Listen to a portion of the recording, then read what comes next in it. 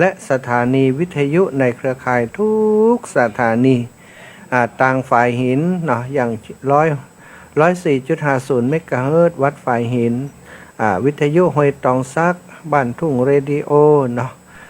หลายสถานีด้วยกันที่ออกอากาศต่างเชียงใหม่ต่าง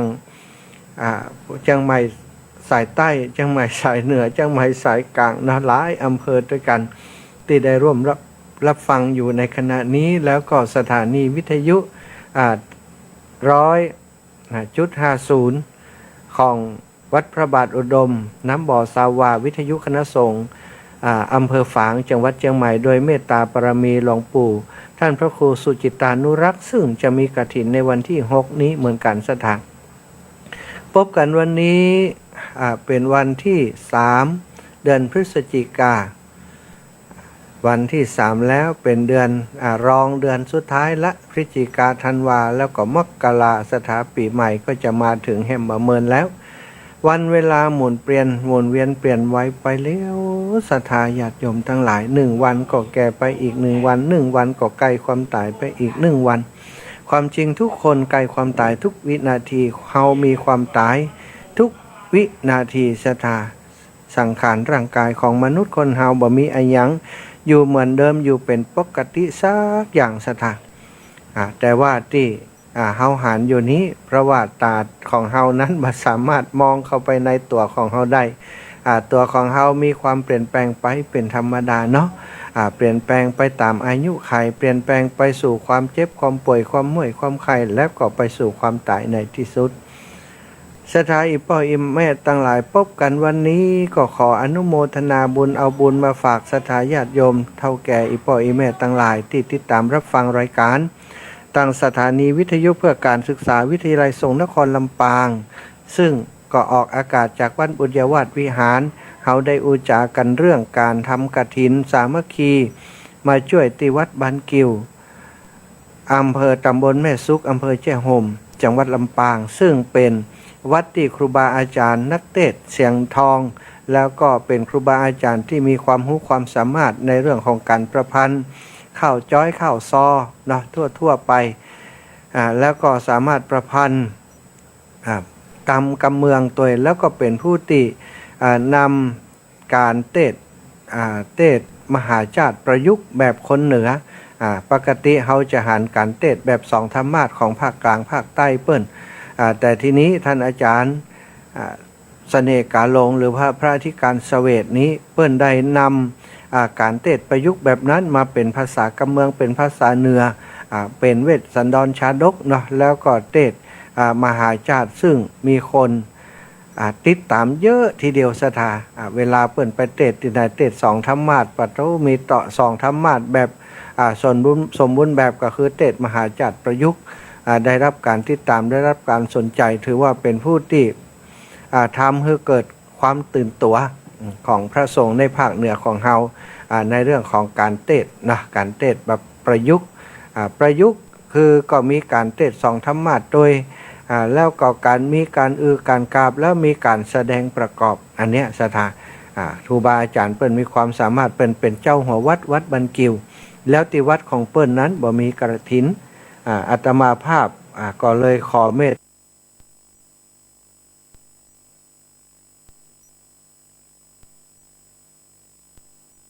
ตาจากครูบาอา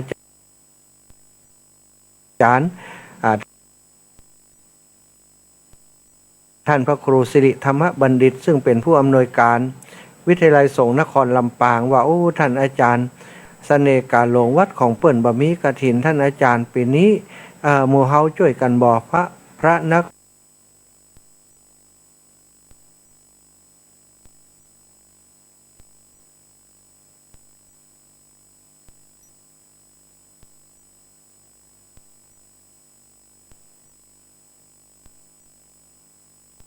เผยแผ่พร้อมกับวิทยาลัยสงฆ์นครลำปางเฮาเอากฐินไปช่วยเปิ้นบ่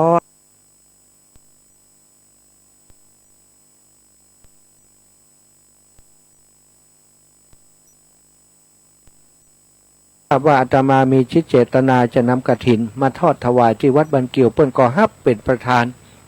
คือโดยบอกกึดใจตองอย่างซักอย่างเราโทรไปหาพออูคือฟังแล้วก็เอาก็ท่านมาหาร่วมด้วยช่วยกันผมจะเป็นประธานอุปถัมภ์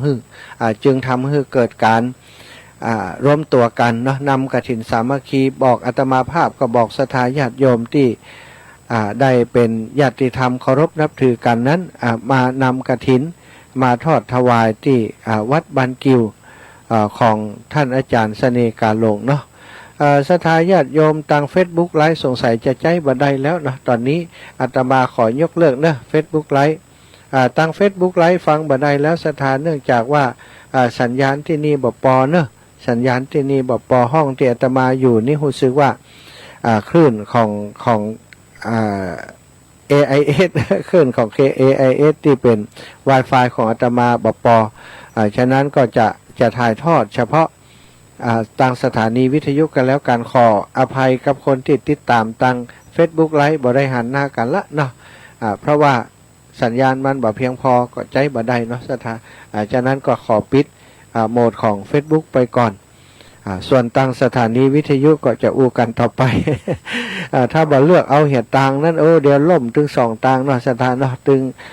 Facebook ไลฟ์ก็บ่ดีทางสถานีวิทยุก็ฟังบ่ฮู้เรื่องเนี่ยก็จะมีปัญหาสถาฟังอยู่ทางบ้านก็บ่เข้าใจเนาะในสิ่งที่อู้ไปเพราะมันถ้ามันขาดเป็นช่วงเองสถาจะทำให้ข้อความมันบ่ติดต่อกันจะกลายเป็นเข้าใจผิดไป อย่างที่เป็นว่าฆ่าสัตว์ก็ดีลักทรัพย์ก็ดีประพฤติผิดในกรรมก็ดีน่ะฟังหมดอีแล้วหล่นไปวานอีป้อนายอีป้อว่าฆ่าสัตว์บ่ดีน่ะตะกี้ทุกเจ้าเป็นว่าฆ่าสัตว์ก็ดีลักทรัพย์ก็ดี ประพฤติผิดในกรรมก็ดีกินเหล้าก็ดีอีวะอีป้อนี่จุอีวะคือฟังบ่จบสถาถ้าฟังจบก็หมายความว่าเปิ้นสรุปทั้ง5ประการนี้เป็นสิ่งที่ควรงดเว้น มันบ่ได้ฟังเท่านั้นมันหล่นไปบอกว่าไหนว่าบ่ดีนะเป็นว่าดีหมดอันนั้นก็ดีอันนี้ก็ดีอีป้อนี่จุเฮารู้อีวะสถาเช่นเดียวกันถ้าเสียงมันขาดมันหายไปมันก็ฟังฟักกับจับต้นจนปลายบ่ได้เดี๋ยวก็จะผิดใจกันเนาะบ่เข้าใจในอัตในธรรมที่นำเสนอวันนี้ได้นำกฐินสามัคคีมาทอดถวายที่วัดบ้านกิวอยากจะเหือดศรัทธาร่วมอนุโมทนาโดยเพราะว่ามีญาติธรรมในเครือข่ายคลื่นสีขาวของเฮาหลายตันด้วยกันที่เป็นหอมปัจจัยมาเนาะผ่านอาตมาโอนมาก็มีนะศรัทธาแล้วก็ถวายเป็นซองไปที่ไหนถวายมาอาตมาก็โอนให้กับท่านอาจารย์เสน่ห์กาหลงเปิ่นเข้าบัญชีเปิ่นแห่มกรรมแล้วเปิ่นก็เอามาปากต้นผ้าป่าต้นกฐินของเปิ่นแล้วเข้าในบัญชีวัดก็ได้หลายหมื่นอยู่เหมือนกันท่านอาจารย์เปิ่นบอกแล้วก็ต่างวันนี้วิทยาลัยสงฆ์นครลำบางนำโดยท่านพระครูสิริธรรมบัณฑิตก็ปักยอดมาแหม5 ปัน 6 ปันสดาของอาตมาและโยมแม่น้อยอินยาศรีก็ปักต้นมากับพี่น้องศรัทธาวัดตรงปงก็ได้ร่วมหมื่นเหมือนกันเนาะจากก็มีศรัทธาพี่น้องหมู่บ้านของเปิ้นวัดบ้านกิวเฮาก็ร่วมด้วยช่วยกันต้นสตางค์ปักเต็มนั้นดูเท่าที่สายตาที่พอไปแล้วเนี่ยก็คงจะบัดต่ำแสนเหมือนกันนะวันนี้สำหรับที่วัดบ้านกิวตอนนี้กำลังนับยอดกันอยู่ได้ต่อฮือบ่ฮู้แล้วสิ่งที่วันนี้ที่ได้อยากจะเฮือศรัทธาอนุโมทนาตัวก็คืออาตมามีความตั้งใจได้อู้กับท่านอาจารย์เสวตท่านเสน่ห์กาหลงเจ้าอาวาสวัดบ้านกิวไว้ว่าที่ดินที่ญาติโยมเปิ้นจะขายเนาะวันนี้มาสอบถามแล้ววันก่อนท่านอาจารย์อาจารย์เสน่ห์กาหลงได้แจ้งอาตมาประมาณราคาไปว่าประมาณสัก300,000นะอาจารย์อีวะประมาณสัก300,000วันนี้มาถามปรากฏว่าที่แห่งนี้นั้นโยมเปิ้นได้ตกลงจะขายในราคาที่ถ้าขายให้คนอื่นเปิ้นจะขาย600,000แต่พอดีว่าถ้าขายให้วัดถ้าวัดต้องการเนี้ยโยมเปิ้นก็จะขายหรือว่าทางวัดซื้อเอาเนี่ยปุจจาเอาเนี่ยในราคาที่500,000เท่ากับว่าเปิ้นลดมาแหม100,000ซะได้แล้วถ้าเรียบร้อยแล้วกาเปิ้นจะขออนุญาตถวายคือกับทางวัดแหม50,000เท่ากับว่าจะเหลืออยู่450,000สถานญาติโยมวันนี้พออูจากันตกลงเรียบร้อยเนาะบ่ได้ทำหนังสือสัญญาแต่ว่าได้อูกันจะเป็นกำปากต่อหน้าชุมชนทั้งหลายเจ้าของที่ดินเปิ้นบอกว่าเปิ้นจะขายในราคา ในราคาอัน500,000นะแล้วเปิ้นก็จะถวาย50,000อันนั้นนะตกลงกันในราคานี้พออูจากกันเรียบร้อยมีคหบดีเศรษฐีใจบุญในทุนใจดีโยมแม่กุลปราณี10 ปราง10 ปรางเนาะซึ่งเป็นคนที่จิตใจเป็นบุญเป็นกุศลชอบทำบุญสุนทรทานกินตานมาโดยตลอด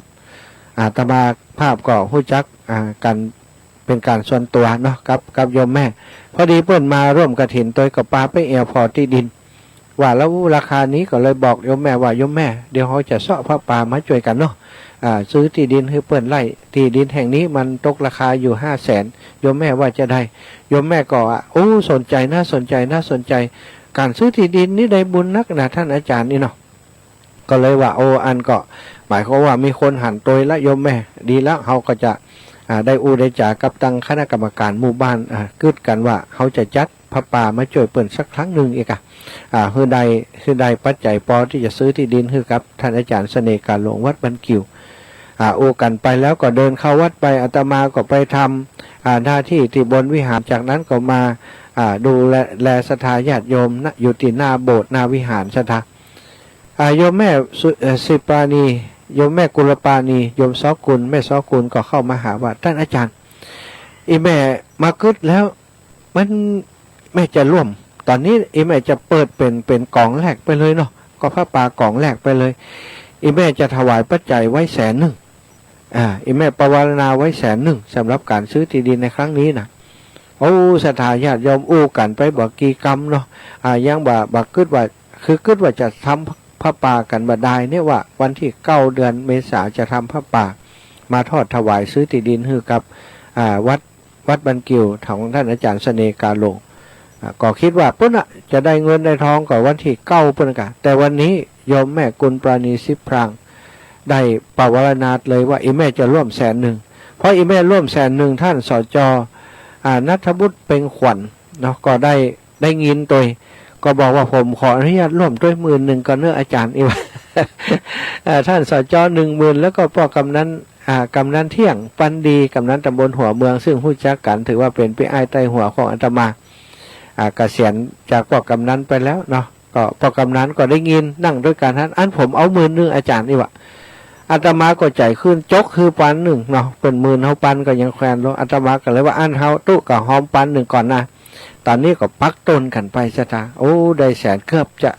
200,000ศรัทธาญาติโยมทั้งหลายเป็นร่วมบุญด้วยกันอันนี้เฉพาะของพระป่าที่จะซื้อที่ดินวันที่9เดือนเมษาตอนนี้มีตั้งต้นไว้แล้วเนาะการซื้อที่ดินคือกับวัดวาอารามต่างๆนั้นศรัทธาพระนิสงส์ผลบุญที่จะเกิดขึ้นนี้ศรัทธาก็คงได้ยินได้ฟังจากครูบาอาจารย์บ่อยแล้วเนาะนักแล้วเขาก็กึดกันง่ายๆก็แล้วกันบางคนจะได้ว่าเกิดมาตู้ที่ดินทำกินก็บ่มีบ้านช่องห้องหอจะอยู่ก็บ่มีตามคำธรรมเพิ่นบอกว่าสิ่งใดที่เขาสร้างไว้ทำไว้ถ้าเขาตายไปจากภพนี้จากนี้จากต่อไปจากหน้าหรือว่าไปอยู่ภพภูมิใดเขาจะเสวยแต่สุขถวายที่ดินก็เหมือนกับว่าจากต่อไปจากหน้านี้ถ้าเขามีโอกาสมาเกิดเป็นมนุษย์เขาจะอยู่กับครอบครัวที่สมบูรณ์พูนซกมีที่ดินเลือกสวนไร่นาพร้อมบริบูรณ์บัดต้องไปเจ้าบ้านบัดต้องไปอยู่แบบเร่ร่อนศรัทธาจะหันว่าบางคนเนี่ยเกิดมาพร้อมกับที่ว่าบักเคยหันมีบ้านมีจองของตัวเก่าเลยพ่อแม่ป้าไปเจ้าบ้านอยู่ป้าไปอยู่ในที่ของเปิ้นอยากไล่รับความลำบากบ่มีที่ดินของตัวเก่าทำให้ใส่นาก็ไปขอเจ้าขอนี้เปิ้นเอาทำให้ทำนาพอได้อยู่ได้กินบ่มีที่ดินเป็นของตัวเองตลอดชีวิตเลยก็มีบางคนศรัทธาอันนี้เพราะว่าเขาบ่ได้สร้างสมบุญญาบารมีสร้างสมคุณงามความดีไว้ก่อนอาตมาคิดถึงตรงนี้ก็เลยได้ตั้งอกตั้งใจว่าอันจะร่วมบุญเนี่ยในคือการก่อร่างสร้างแปลงวัดวาอารามถ้าบ่มีที่ดินก็จบเลยนะศรัทธาบ่สามารถจะสร้างอย่างได้สร้างวัดแปลงวาโบสถ์กาวิหารกาเนี่ยบ่ต้องเรื่องอื่นจ้ะมีตังแปลงโบสถ์แปลงวิหารต่อใดก็ตามแต่ถ้าบ่มีที่ดินมันก็ยากอย่างบ่ได้วัดบันกิวศรัทธาทำไมอาตมาถึงอยากมาช่วยเปิ้นทำไมถึงได้เอากฐินมาช่วยเปิ้นทำไมถึงจะต้องอยากจะซื้อที่ดินให้กับเปิ้นก็เพราะว่าที่วัดบันกิวนี่มีที่ดิน ที่เป็นตัววัดจริงๆเนี่ยแค่สามงานซะทะวันนี้แห่กฐินเข้ามาในวัดบ่ได้รอบวิหารซะกรรมเพราะว่าบ่มีที่รอบซะทะกาวิหารกับกุฏิกระเต็มจะมาในพื้นที่3 ไร่ไปเห็นแล้วนี่คือความจำเป็นที่จะต้องถ้ามีที่ดินติดกันเปิ้นจะขายจะอันถวายทางวัดนี่ก็จำเป็นจะต้องซื้อคือเปิ้นพอดีว่าทางเจ้าของที่เนี่ยเปิ้นมีจิตใจบักท่านอาจารย์เสน่ห์การหลงบอกว่าไปถามหลายครั้งแล้วตั้งแต่ปีก่อนมาแล้วอาจารย์เปิ้นไปย้อมขายอู้เล่นอู้หัวเปิ้นกระตึ้มย้อมขายเปิ้นบอกว่าเป็นที่ของต้นตระกูลบ้านหลังนี้เนี่ยเป็นบ้านหลังแรกของบ้านกิวว่าอันที่มาแปลงที่เนี้ยบ้านหลังเนี้ยเป็นหลังแรกอีวะเท่ากับว่าเป็นศูนย์กลางของวัดบ้านกิวเลยอีน่ะเปิ้นเลยบ่อยากขายเนี่ยเจ้าของเปิ้นป่อของเปิ้นที่อยู่ในห้างครอบครัวของเปิ้นเนี่ยเป็นคุณหมอเป็นหมอยารักษาคนซะนะที่นี้เจนลูกเจนหลานมาเนี่ยเปิ้นก็ย้ายกันไปอยู่ที่อื่นพ่องอย่างอีเป็นต้นก็เลยปล่อยที่ดินตรงนั้นรกล้างว่างเปล่าไว้บ่ได้ล้างไว้หันหลายปีแล้วมาปีนี้วันก่อนที่อู้กันกับอันท่านพระอาจารย์เสวตเรื่องว่าอันอาจารย์อยู่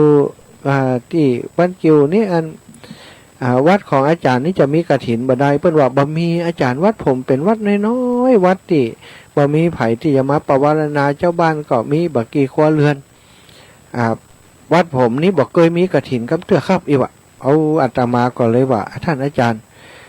เอาอย่างอีผมจะไปเป็นเจ้าภาพกฐินฮื้อเนาะก็ห้าปากเปิดเลยนะแล้วเปิดก็เลยเล่าให้ฟังวัดผมเป็นวัดน้อยได้นะอาจารย์วัดน้อยบัจเจก็อันการเรื่องของอันหมู่บ้านน้อยนะวัดของผมนี่มีเนื้อที่แค่3 งานอีวะวัดที่อื่นศรัทธา4-5 ไร่6-7 ไร่100 ไร่ปันไร่ก็มีแต่วัดนี้มีแค่3 งานอาตมาก็กึดในใจว่าจะได้3 งานจะได้น้อยเดียววันนี้ได้มาหันกับตาแล้วเนาะก็ว่าน้อยแต่นะศรัทธาเพราะบ่มีตีแวดแห่ขวตานเพราะบ่ได้แวดวิหารบัดเดี๋ยวนี้จะชวนอาจารย์ว่าวันหลังเขาอ้อมหนทางเพื่อเลยอาจารย์ให้มันได้แวดได้3 รอบเถอะอันนี้บ่ได้แวดบ่ได้พ่อนโชว์สักกำละเป็นเฉพาะกับในอันพ่อนเข้ามาก็เข้าวิหารเลยว่ามันบ่มีตีนะก็เลยว่าพอหันอย่างอีแล้ววันนี้ไปหันตีแล้วอู้กันตกลงราคากันแล้วก็เลยตั้งใจว่าจะทำพระป่ามาจ่อยเปิ่นวันที่9 เดือนเมษาอู้กับคณะกรรมการหมู่บ้านเปิ่นคณะกรรมการวัดเปิ่นเรียบร้อยแล้วว่าบัดเดี๋ยวนี้ตั้งนอกเปิ่นจะเอาพระป่ามาจ่อยเฮาหมู่เฮาตั้งไหนต้องจ่อยกันเนาะพอดีลูกบ้านของเปิ่นตีนี้เนี่ยเป็นคนหนึ่งเป็นสจ.ดุษฎาเอาไปเอามาไล่ไปไล่มาเป็นลูกป่อเซียวสมัยที่อาตมาเป็นฆราวาสคบหากันครับคุณป่อของเปิ่นนะไปเอากินสุกกินนิดด้วยกันนิดนะคบหากันมาก็เลยว่ามันอย่างมาบังเอิญอย่างอีแต่ว่าเนาะกับอันท่านสจ.ว่าท่านสจ.ช่วยกันเขาไปเฮือตังนอกได้นักกว่าเขานะ หมายความว่าเขาต้องช่วยตัวเองบ่ใจว่ารอแต่ความช่วยเหลือตังนอกแล้วหมู่เฮาบ่ขยับกันเลยหมู่เฮานี่ทุกคนมีศักยภาพทุกคนสามารถช่วยเหลือกันได้พระป่าที่จะเอามาวันที่9 อันเมษาเนี่ยอย่างน้อยคนตั้งในบ้านกิวของเฮาพี่น้องที่ไปทำตั้งที่ไหนก็จังเถอะทำพระป่ามาช่วยกัน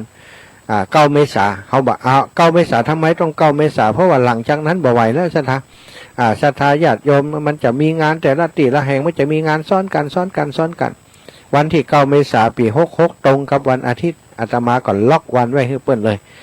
ก็จะมาร่วมบุญกับเปิ้นอันนี้เป็นบุญที่อาตมาอยากคือศรัทธาญาติโยมอีป่ออีแม่ทั้งหลายที่ฟังรายการอยู่ตอนนี้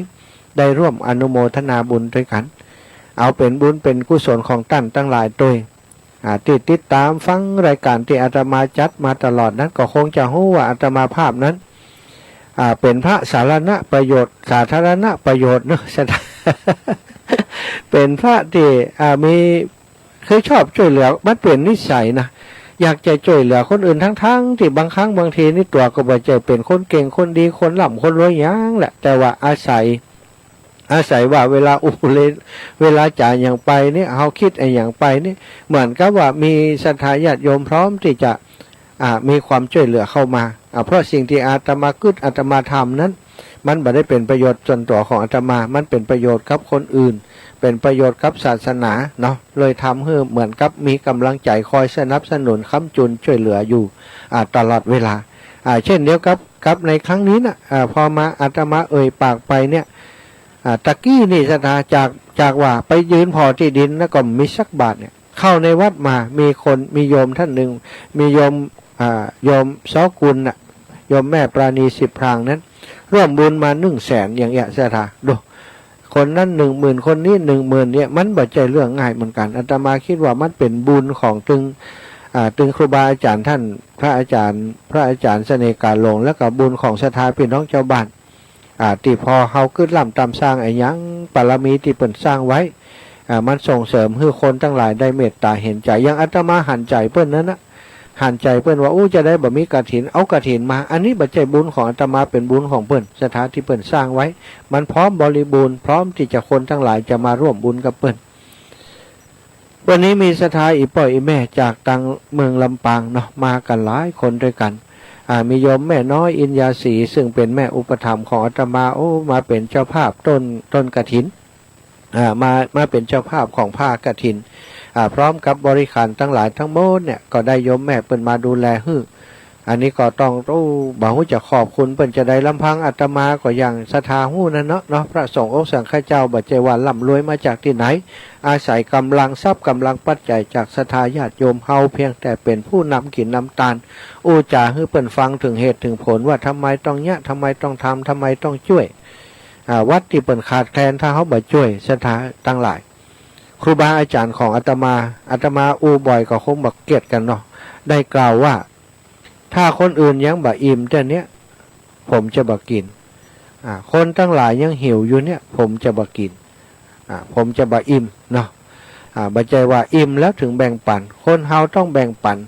กันไปกินด้วยกันหิวด้วยกันกินด้วยกันอิ่มด้วยกันอันนี้คนทั่วไปแต่สำหรับครูบาอาจารย์ของอาตมาท่านนี้บอกว่าขอให้คนทั้งหลายเนี่ยที่หิวขอให้เปิ้นได้กินก่อนผมถึงจะยอมกิน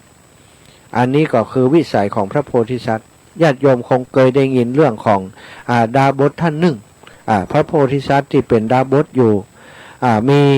จริงๆแล้วเปิ้นเป็นลูกเศรษฐีเป็นลูกเศรษฐีบ้างมีทรัพย์สินมหาศาลอยู่ในเมืองหนึ่งในสมัยพระพุทธเจ้าพระองค์หนึ่งท่านเศรษฐีกุลบุตรเศรษฐีเนี่ย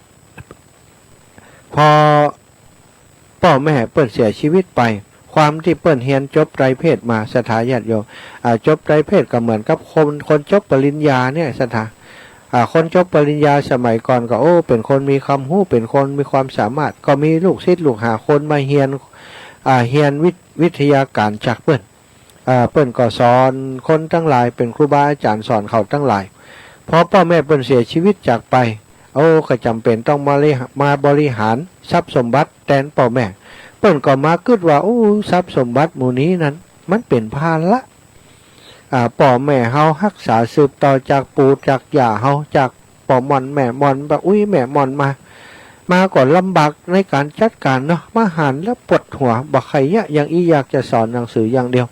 พอมาบริหารแล้วก็รู้สึกว่าเป็นเรื่องนักบริหารงานบริหารเงินบริหารคนเป็นคนใจต้องใจอย่างอันอย่างอีให้เลือกสวนไรนาตรงเนี้ยต้องทำอย่างอันอย่างอีเปิ้นก็รู้สึกว่ามันเป็นภาระเป็นเรื่องที่นักใจเปิ้นแล้วเปิ้นอยากจะเป็นคนที่ช่วยเหลือคนอื่นโดยการให้วิทยาทาน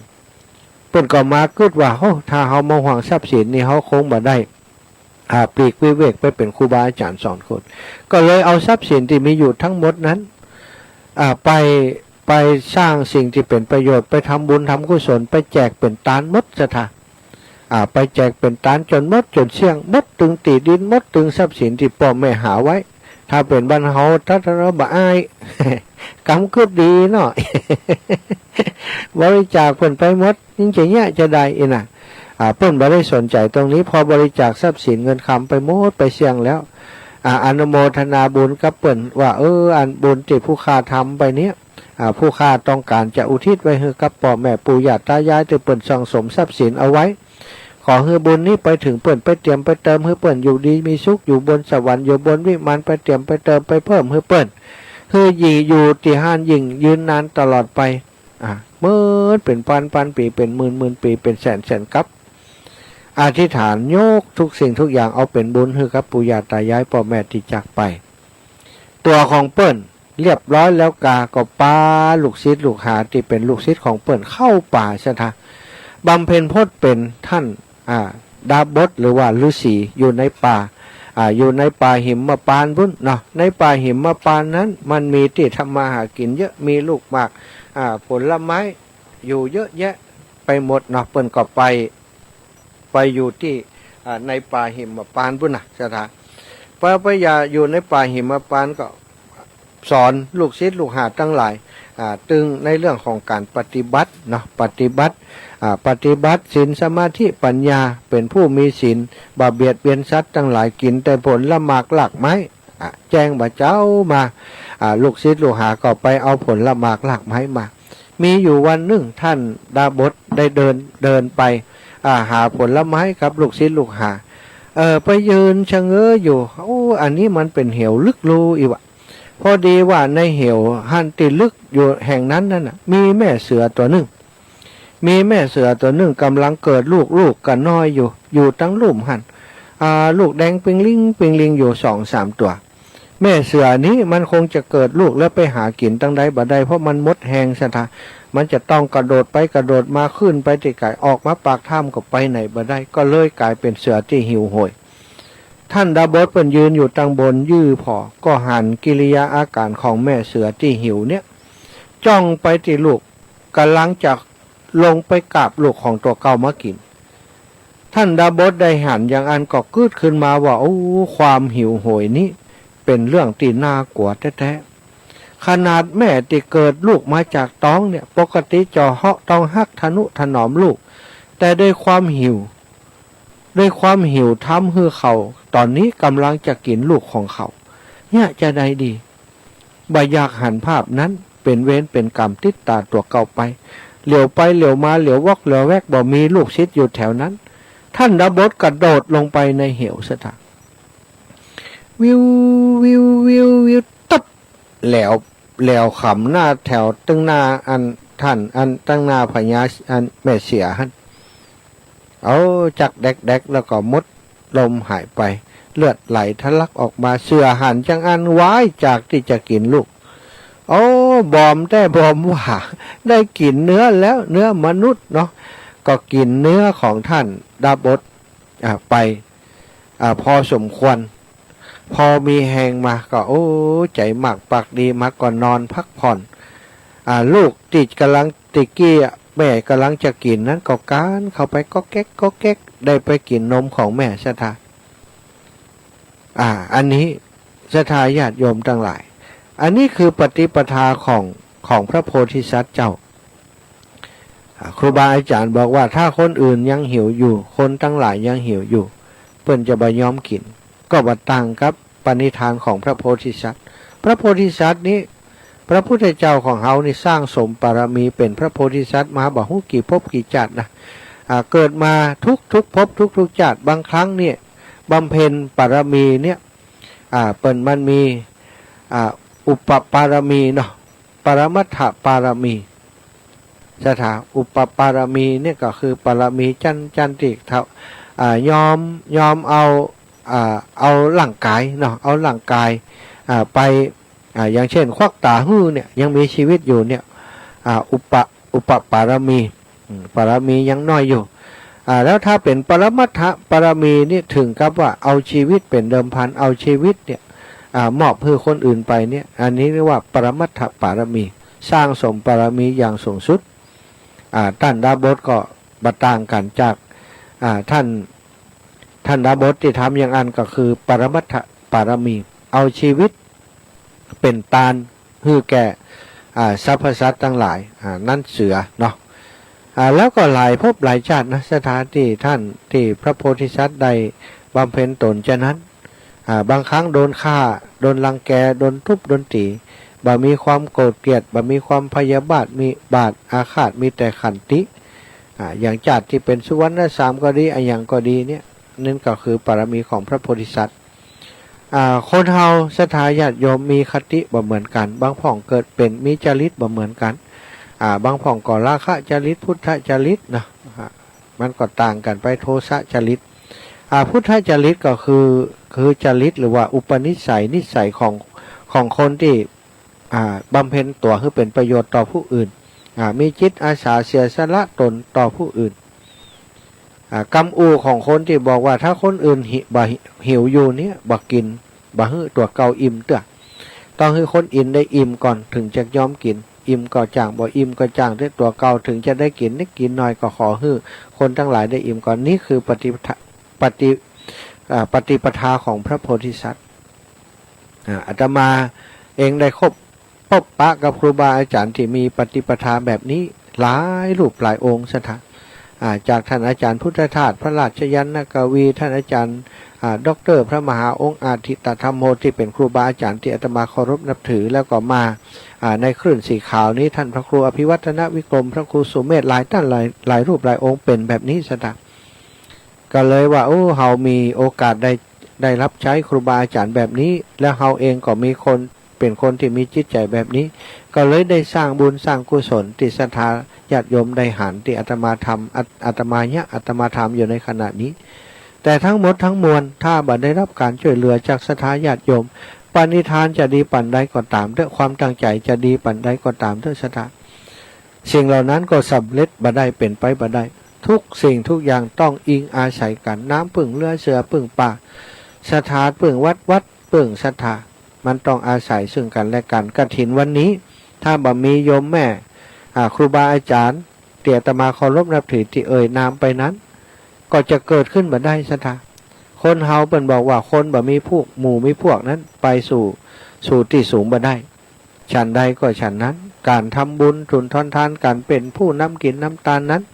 ถ้าเฮาบ่สร้างบุญไว้ถ้าเฮาบ่มีพันธมิตรไว้เวลาเฮาจะสร้างอย่างก็คงบ่มีไผมาช่วยเฮาเฮาสร้างแต่การสร้างอย่างก็ตามเถอะศรัทธาญาติโยมต้องอยู่ในบริบทหรือว่าอยู่ในหลักการที่มันถูกมันต้องมันควรที่มันจำเป็นกฐินสามัคคีวันนี้ครูบาอาจารย์เปิ้นต้องการเอาไปสร้างไปต่อไปเติมศาลาที่เปิ้นสร้างไว้นะมันบัดแล้วบัดเสร็จเปิ้นก็จะไปใช้ตรงนั้นแล้วก็เอามาเป็นปัจจัยต้นทุนของการที่จะซื้อที่ดินต่อไปตั้งหน้านั้นอาตมาภาพต้องขอบคุณถึงญาติโยมทั้งหลายและครูบาอาจารย์ที่ร่วมด้วยช่วยกันอาตมาก็จะเป็นเบื้องหลังเป็นเฟื่องจักรตัวหนึ่งที่คอยเชื่อมประสานเอาครูบาอาจารย์ต่างๆมาช่วยกันเนาะก็เป็นคนที่พยายามจะเป็นฝ่ายประสานงานถ้าเป็นเฟื่องจักรก็เป็นเฟื่องจักรตัวน้อยๆสถาแต่ว่ามีความเกี่ยวข้องกับความสำเร็จของงานเนาะไปเชื่อมกับผู้รักผู้ใหญ่ไปเชื่อมกับศรัทธาญาติโยมแต่ดีใจอยู่อย่างว่ามาช่วยเหลือครูบาอาจารย์ที่วัดบ้านกิ่วเนี้ยเปิ้นก็เป็นตนบุญที่มีความรู้ความสามารถเฮาช่วยเปิ้นแล้วเปิ้นก็จะได้สร้างงานของเปิ้นต่อไปเป็นครูบาอาจารย์ศรัทธาญาติโยมได้ฟังน้ำเนียงเสียงธรรมของเปิ้นแล้วโดยเฉพาะ 106.50 เมกะเฮิรตซ์เนี่ยมีคนติดต่อเปิ้นแน่นหนาอนาคตตั้งหน้าอาตมาคิดว่าที่วัดบ้านกิ่วเนี่ยจะเป็นสถานรันธรรมที่ศรัทธาญาติโยมอยากจะมามาแวะมาดูลูกหลานเยาวชนซ้อมซอท่านอาจารย์เปิ้นฝึกฝนตลอดนะศรัทธาอาตมาประทับใจเปิ้นที่เปิ้นอู้ถึงว่าอันมีละอ่อนเนาะมีละอ่อนที่มาเฮียนซอกับเปิ้นเนี่ยเป็นคนพญาปึกลึกอย่างเปิ้นน่ะสอบได้ที่สุดท้ายไว้นะเปิ้นนะแล้วก็ละอ่อนที่ว่านี่ก็เหมือนกันเป็นคนที่เฮียนบ่เก่งแต่ว่ามีทักษะด้านอื่นชอบร้องเพลงก็ชอบเป็นคนร่าเริงเปิ้นก็เลยมาฝึกสอนโดยปรากฏว่าละอ่อนที่มาสอนแต่เปิ้นเนี่ยสอนเป็นสอนจังสอนได้เร็วกว่าคนอื่นแล้วเอาไปเอามานี่กลายเป็นคนที่ว่าเรียนหนังสือเก่งขึ้นมาว่ะสถานคือก็เลยประทับใจว่ามันมาถูกทางแล้วอาจารย์ทำไปเนอะปังเปงไปเนอะเอกวันนี้ได้มาช่วยเปิ้นตอนนี้ก็ยังจัดรายการอยู่ที่บ้านกิวอยู่นะสถานเพราะว่าถ้าเดินทางต่อไปนี่บัดตันนะจะไปถึงวัดตรงปงก็คงบัดตันก็พอดีเอาเครื่องมือสื่อสารที่ถ่ายทอดออกอากาศได้มาโดยก็เลยได้เอามาโดยมาจัดรายการที่บ้านของท่านผู้ใหญ่เนาะซึ่งเป็นผู้ใหญ่บ้านที่นี่แล้วก็เป็นคนที่อาตมาฮู้จักมาคุ้นกันมาเมินและศรัทธาเป็นเพื่อนฝูงกัน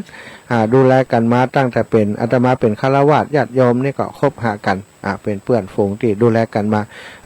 มาปะกันนี่ก็เป็นเหตุบังเอิญหรือว่าเป็นวาสนาที่มันจะได้มาก้ำจูกัน ก็เป็นโอ้เหมือนกับว่ามาบ้านตัวเก่าบักกึดนะบัดได้กึดว่ามาที่บ้านกิวนี้จะเจอ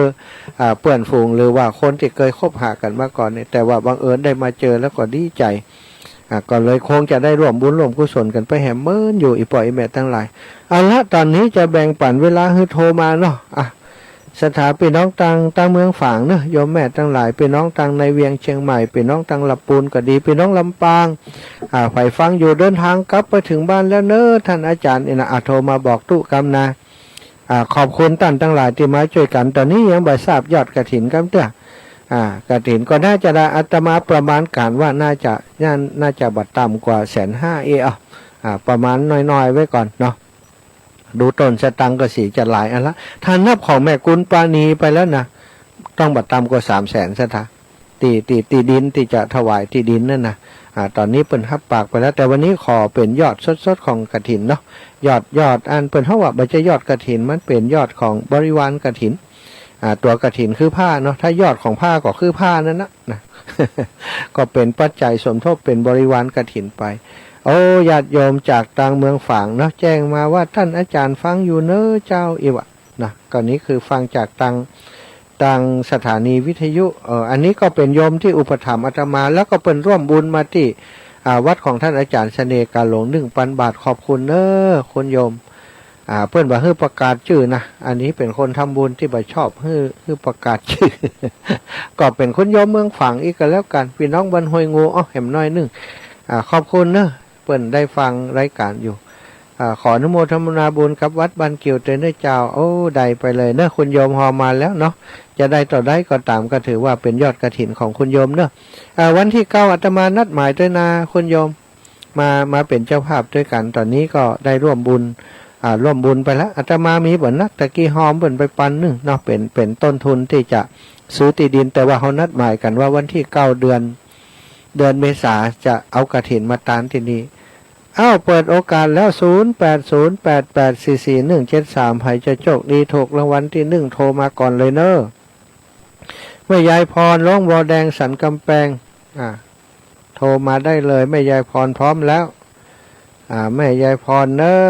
ตอนนี้พร้อมแล้วโทรเข้ามาได้เลยคุณโยมคุณโยมส่งสติ๊กเกอร์มาจะมาเป็นเจ้าภาพด้วยกันเนาะ มาเป็นเจ้าภาพตั้งกฐินวันที่9เมษายนนะทานพระป่าเนอะ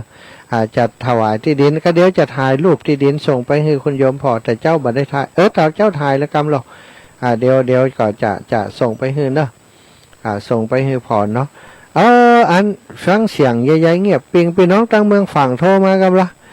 เมืองฝั่งแล้วก็พี่น้องตั้งลำปางรู้0808844173วันนี้ดับปิงเนอะ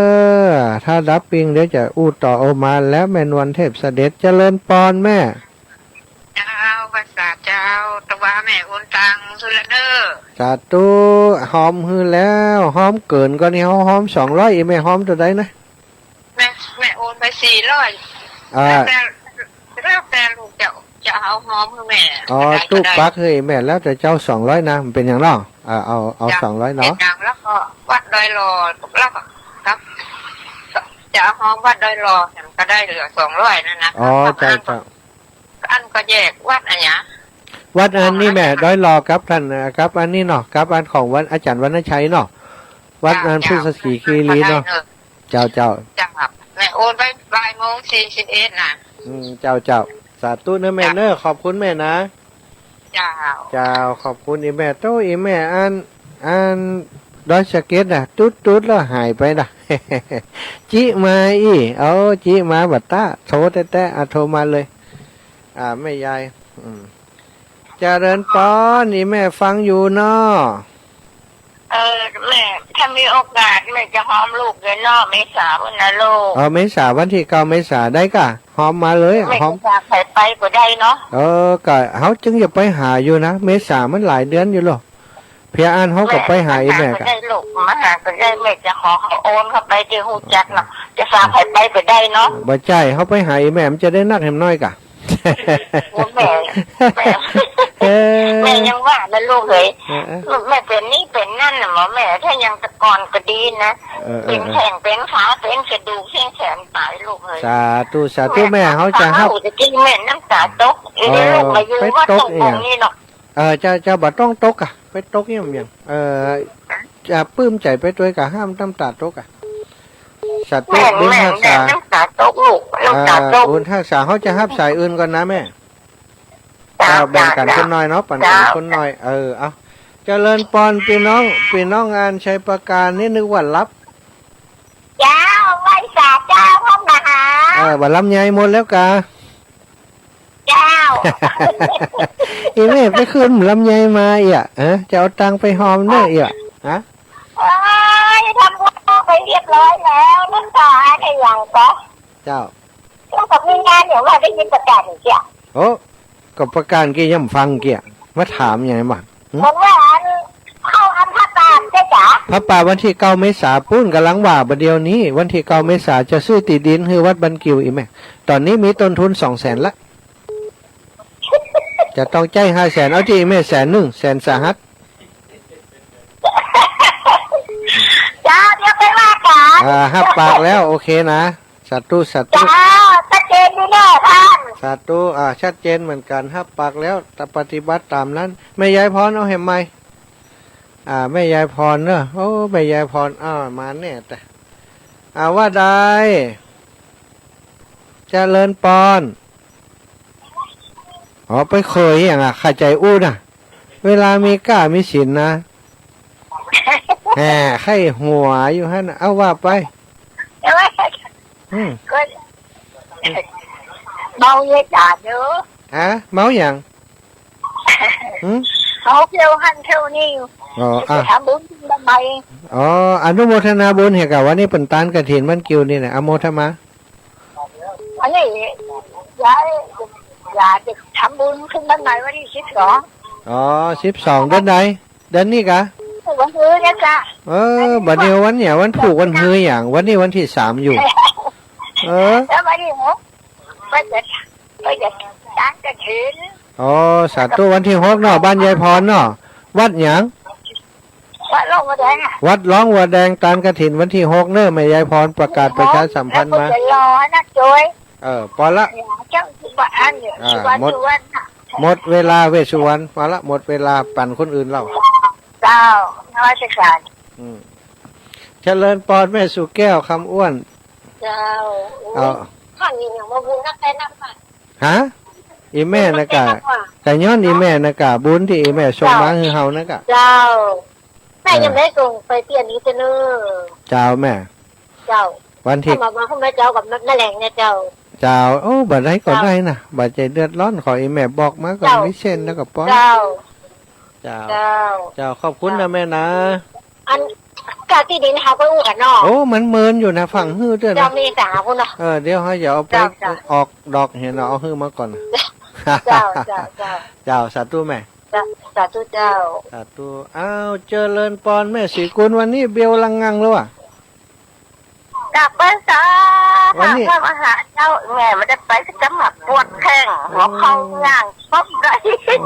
น่ากะเบลกันลังงังเลย เอาไปไม่ว่าเล่นไปไอ้หนอเดินแต่มันจะไม่ได้เนี่ยไอ้หนอ น่ากะวันนั้นดีอ่ะวันนั้นได้มาแล้ว หลังรถง้อเหมือนเลย เจ้าแม่ เจ้าอนุโมทนาบุญด้วยนะ สาธุใดทั้งหมดเลยเฮาได้ต่อใดแม่ได้ต่ออันเนอะ เจ้าสาธุเจ้าใจเจ้า สาธุบุญรักษาแม่เนอะสาธุเจ้าศรัทธาญาติโยมเนอะวันที่5นะวัดปากตังเจริญพี่น้องเชียงใหม่อยู่ใกล้ไปพบปะกับอาตมาที่หันเนอะก็เดี๋ยวจัดรายการแล้วก็จะเดินทางกลับเมืองปานแล้วก็จะลวดไปเชียงใหม่เลยนะไปนอนที่วัดเหล่ามณฑาเนอะวัดมณฑาทิพย์แล้วก็วันผูกพระเจ้าจะไปช่วยครูบาอาจารย์จัดสถานที่ที่วัดปากตังเจริญสถานอีปล่อยแม่ไผ่บ่มาวันที่5อีแม่วันที่5แม่มีกฐินจะมาวันผูกปะกันหันเนาะวัดปากตังเจริญวันที่5วันที่6นะวันที่5ตานกฐินแล้วอาตมาจะขึ้นไปกับครูบาอาจารย์ที่วัดม่อน วัดพุทธศรีคีรีของท่านอาจารย์วรรณชัยตานกฐินวันที่6ฝากกับอีปออีแม่ทุกคนโดยในเครือข่ายของเฮาเนาะตอนนี้เป็นงานกฐินนะสถาโอ้อีแม่หอมคนเล็กคนน้อยกับปอบ่ใจว่าโอ้หอมอันนั้นมาตะอันตะอีแม่มิตรตังแล้วน่ะบ่มิตรตังก่อนแล้วไปนะแต่หอมจิตหอมใจอนุโมทนากันไปอาตมาก็จะไปอยู่ช่วยครูบาอาจารย์ที่วัดพุทธศรีคีรีแล้วก็จะปีกลงมาปีกจากพุทธศรีคีรีวันที่6จะเดินทางมาที่อำเภอวังเหนือวันที่8ก็จะได้วันที่7มาประชุมที่เมืองปานสถาประชุมเรื่องโรงเรียนแล้วก็ปีนี้ครูบาอาจารย์เพิ่นขอว่าปีนี้บอกให้เดินทุดงนะท่านมหาอินะ วันเดียวนี้สั่งแค้นแก๊กมาแล้วไปบ่ได้สถาโดนล็อกแล้วก็เลยจะจัดกิจกรรมหาทุนสนับสนุนโรงเรียนบ้านถุงโป่งอาตมาจะจัดเป็นมหกรรมดนตรีพื้นเมืองอนุรักษ์วัฒนธรรมท้องถิ่นหาปัจจัยช่วยโรงเรียนวันที่24เดือนธันวาเนาะซึ่งทางโรงเรียนเพิ่นจะร่วมกับชุมชนตำบลเมืองปาน9หมู่บ้านสถาจัดงานกันแล้วก็จะระดมทุนช่วยโรงเรียน4โรงเรียนในตำบลเมืองปานบ่แยกแล้วอาตมาขี้ค้านช่วยโรงเรียนเดียวช่วย4ลงไปเลยฮักปีเสียดายน้องเฮากินอิ่มลูกเฮาอิ่มแล้วลูกบ้านอื่นให้อาตมาแบบบ่ม่วนเนาะจะก็เลยอู้กันว่าวันที่7มาอู้กันตกลงหลักการกันเรียบร้อยก็จะเคลื่อนงานช่วยกันทำเนาะก็เกิดว่าทุกสิ่งทุกอย่างที่ทำเนี่ยศรัทธาญาติโยมทั้งหลายเฮามีเวลาหมออีเฮาก็ช่วยกันอาตมาช่วยได้ต่อใดก็จะช่วยเจริญปอนอีแม่นึกว่าบ่ฟังวันนี้แม่มันนี่วันนะเจ้าอีแม่มันแม่ของคนมีรถกระถิ่นมันผูกวันผูกไปก็ได้วันผูกอีแบบไปมันได้แต่เนาะวันผูกนี้กฐินวัดอย่างแม่วัดศรีละอาดคายนอกศรีละอาดคายนอกนะวันผูกนอดตอดกี่โมงก็ถ้าจะเจ้าอยู่ตอนเจ้าเนาะศรัทธาญาติโยมเนาะที่อยู่บอกไก่วัดศรีละอาดคายนอกนั้นวันผูกเปิ้นจะตานกฐินก็ไปเจ้าไปเจ้าหาสัก8-9 โมงก็ไปเนาะไปร่วมบุญคนละเล็กละน้อยบัดเดียวเปิ้นม่วนกันนะกฐินดีแม่เปิ้นว่าหอมเกาวัดเกาวาอย่างนี้เราเจ้าโอ้นัก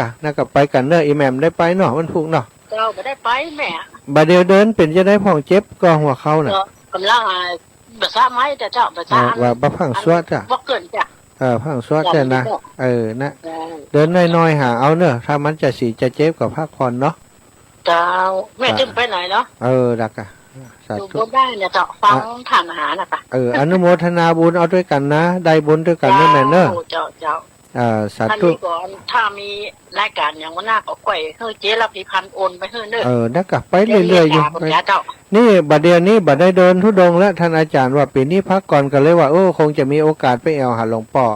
หลังจากงานอย่างทั้งเพศมันสร้างซาไปแล้วก็จะไปร่วมบุญกฐินตกค้างไปถวายบรรลุหลวงพ่อพระครูจิตตานะพระครูสุดนักกะเปิดมีวันที่6นะแม่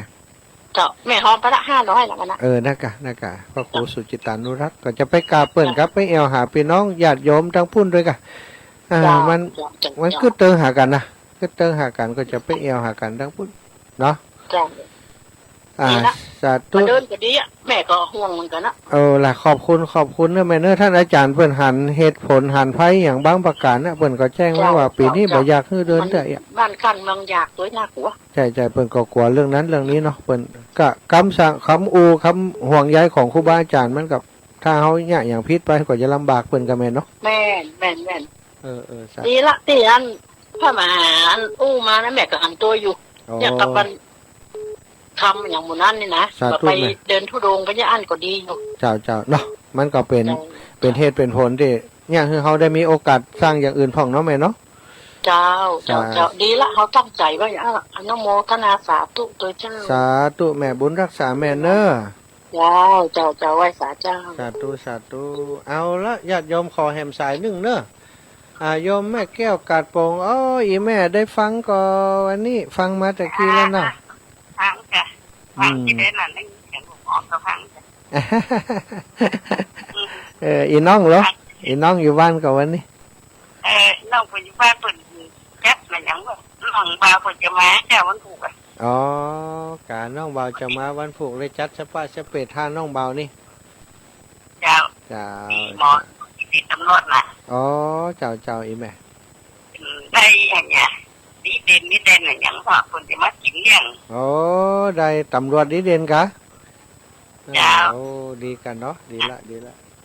แม่ก็คือเพราะให้หนังให้คนเดียวอย่าว่ามันนึกบ่ผ่านว่าลูกจะได้อย่างนี้โอ้เนี่ยกะมันบุญกะบุญที่เขาสร้างให้เขานะแม่บุญที่เขาเนี่ยที่แม่เนี่ยสร้างอย่างทุกอย่างทุกประการมันไปถึงลูกถึงหลานหมดนะแม่น่ากะเนี่ยไปสร้างกันว่ากินเราอีเนาะน่ะแม่ได้ก็ได้มันนึกผ่านว่าอย่างนี้ถึงวันที่หนังก็หนังขึ้นก็ให้หนังขึ้นก็ให้กำนี่ไปให้หนังขึ้นก็ยิ้มไปเนี่ยให้มันยามนะให้นี่มันสลดใจนะแม่ถ้าหนังขึ้นก็ยิ้มฝึกเอาไปให้มันจะกัดอกอีแม่นึกแล้วก็ยิ้มนึกแล้วก็ยิ้มทุกสิ่งทุกอย่างแม่ให้นึกอย่าว่ามันเป็นบุญเป็นกุศล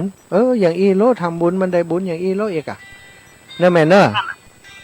สาธุแม่มีสายของผอเข้ามาเดี๋ยวครับกำ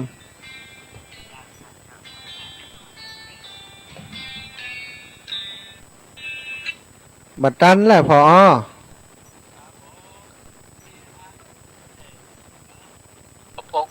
ผงอ้อมนี่ครับอาจารย์อันนี้นับจะเดินต่อกันก็ได้เนอะถ้าอาจารย์ถึงแจ้งเลยนะอีบอกอาจารย์บัดเดี๋ยวนี้เข้าเดี๋ยวอาจารย์เข้าตั้งอันโทรศัพท์อย่างเอียวบอกเดี๋ยวผมจะใจเครื่องผมนี่ออกอากาศอาจารย์ก็อู้ไปเลยได้ก่อน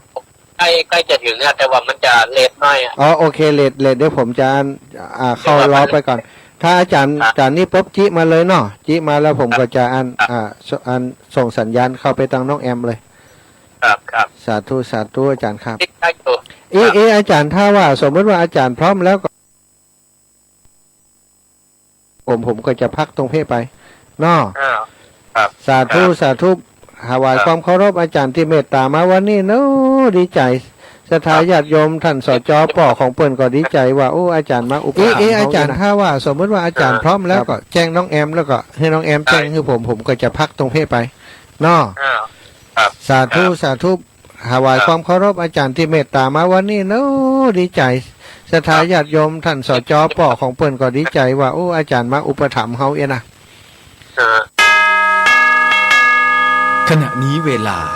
16 นาฬิกา